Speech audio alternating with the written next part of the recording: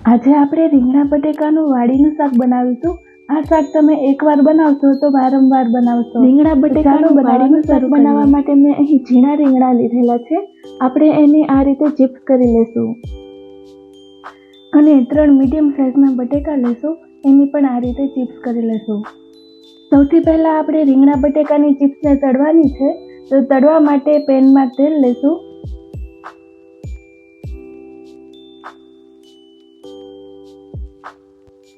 તેલ ગરમ થાય એટલે આપણે ચિપ્સને તળી લેશું। આ રીતે રીંગણાની ચિપ્સને ગેસની મીડિયમ ફ્લેમ પર તળવાની છે અને રીંગણાની ચિપ્સ તળાતા 5 થી 7 મિનિટ જેટલો ટાઈમ લાગશે।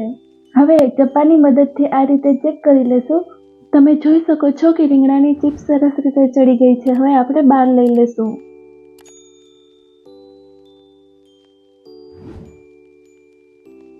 ત્યારબાદ બટેટાની ચિપ્સને પણ આપણે આ જ રીતે ફ્રાય કરી લેશું અને આ ચિપ્સ તળાતા પણ 5 થી 7 મિનિટ જેટલો ટાઈમ લાગશે। હવે 5 મિનિટ જેવું થઈ ગયું છે, આપણે બટેટાની ચિપ્સને પણ ચેક કરી લેશું।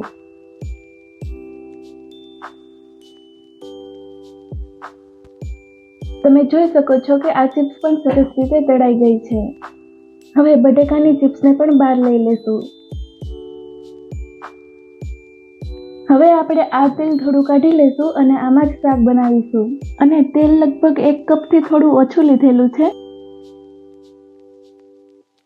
તેલ ગરમ થાય એટલે આપણે એમાં જીરું, તજ, લવિંગ, બાદિયા અને તમાલપત્ર અને થોડી હિંગ ઉમેરીશું। સાથે આદુ લસણની પેસ્ટ ઉમેરીશું। આદુ લસણની પેસ્ટ મેં અહીં 2 ચમચી જેટલી લીધેલી છે અને લસણ એમાં થોડું વધુ રાખીશું અને ત્યારબાદ લીમડો ઉમેરીને સાતળી લેશું। હવે આપણે ઝીણી સુધારેલી ડુંગળી ઉમેરીશું। અહીં મેં 2 ડુંગળી લીધેલી છે।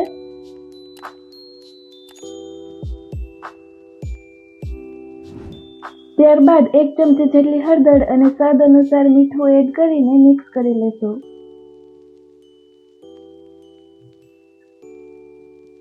અને ડુંગળીને 5 થી 7 મિનિટ જેટલી સાતળી લેશું।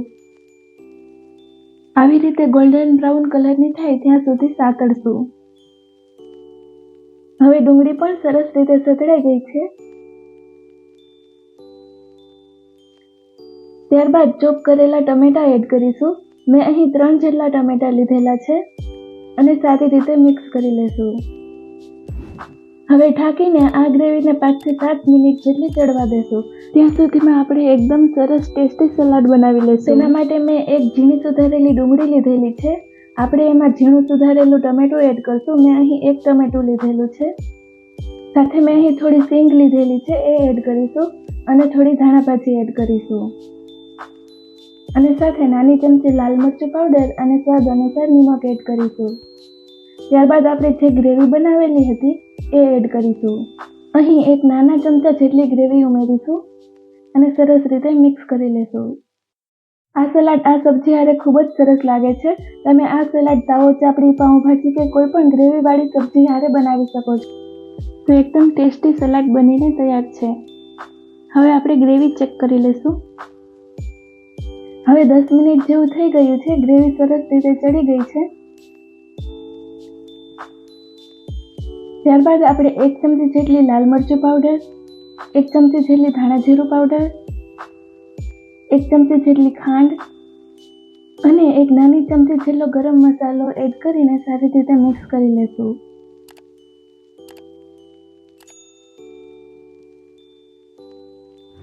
ત્યારબાદ આપણે જે રીંગણા બટેકાની ચિપ્સ તળી હતી એ એડ કરી દઈશું અને મિક્સ કરી લેશું।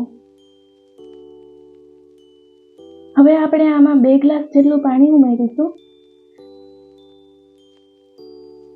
અને ઢાંકીને થોડીવાર ચડવા દેશું, જેથી રીંગણા બટેટા થોડા પણ કાચા હોય તો સરસ રીતે ચડી જાય અને આ શાક રસાવાળું જ ખૂબ જ સરસ લાગે છે અને રોટલા હારે ચોળીને ખાવાની પણ સરસ મજા આવે છે। આ રીતે શાકને 5 થી 7 મિનિટ સુધી ચડવા દેશું અને શાક ચડે ત્યાં મેં હારે બાજરાનો રોટલો બનાવેલો છે। આ શાક હારે બાજરાનો રોટલો જ સરસ લાગે છે। ત્યારબાદ મેં અહીં 1 કપ જેટલું ચવાણું લીધેલું છે અને એનો પાવડર કરી લેશું। હવે શાક પણ સારી રીતે ચડી ગયું છે। હવે આપણે જે ચવાણાનો પાવડર કર્યો હતો એ આમાં એડ કરી દઈશું. અને અહીં તમે ચવાણાનો જ પાવડર એડ કરજો. ગાંઠિયા કે સેવનો પાવડર એડ ન કરતા ચવાણાથી જ સરસ ટેસ્ટ આવે છે. હવે આપણે સારી રીતે મિક્સ કરી લઈશું અને આવી જ રીતે 2 થી 3 મિનિટ જેટલું ચડવા દઈશું. હવે તમે જોઈ શકો છો કે આ શાક થોડુંક ઘટ થઈ ગયું છે અને આ શાકને આપણે ગરમ ગરમ જ સર્વ કરીશું. અને લાસ્ટમાં ફ્રેશ ધાણા ભાજી ઉમેરીને સારી રીતે મિક્સ કરી લઈશું. તો એકદમ ચટાકેદાર અને ટેસ્ટી રીંગણા બટેકાનું વાડીનું શાક બનીને તૈયાર છે. હવે આપણે શાકને ગરમ ગરમ સર્વ કરી લઈશું. તમે જોઈ શકો છો કે જોતા જ આ શાક એકદમ ટેસ્ટી લાગે છે. અને આ શાકને સ્પેશિયલી બાજરાના રોટલા હારે સર્વ કરાય છે, પણ તમે રાઈસ કે બ્રેડ હારે પણ સર્વ કરી શકો છો. અને તમને મારી આ રેસીપી ગમી હોય તો વિડીયોને લાઇક કરજો, ફ્રેન્ડ સાથે શેર કરજો અને ચેનલને સબસ્ક્રાઇબ કરવાનું ના ભૂલશો. ફરી મળીશું નવી રેસીપી સાથે. બાય.